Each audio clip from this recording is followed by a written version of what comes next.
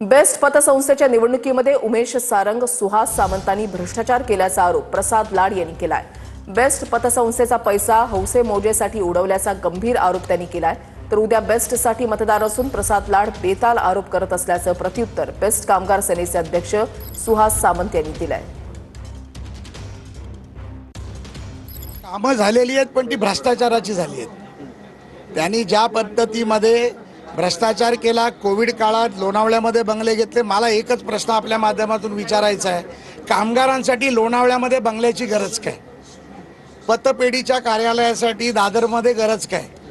तुम्ही 24 कोटीचा भ्रष्टाचार केलात। जर जागाच हवी होती तर BSTचे एवढे मोठे डेपो पडलेत, बिल्डिंगी पडल्यात, इमारती पडल्यात, तिथे जागा घेता आली असती।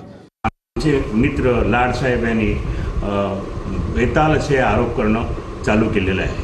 मी लाडसाहेबांना सांगू इच्छितो की साहेब, मी मागच्या 3 वर्ष कंटिन्युअस ह्या बेसचा जो तोटा आहे आणि बेस संपत चालली आहे संदर्भामध्ये विधानसभा, विधान परिषद या दोन्ही ठिकाणी अनेक आमदारांना फाईल दिलेल्या आहेत, मुख्यमंत्र्यांना पत्र पाठवलेली आहेत। ही पत्र मी केव्हाही मीडियासमोर आणू शकतो, परंतु मागच्या 3 वर्षामध्ये मुख्यमंत्र्यांनी मला एकदाही मीटिंगला बोलवलं नाही किंवा वेळ दिला।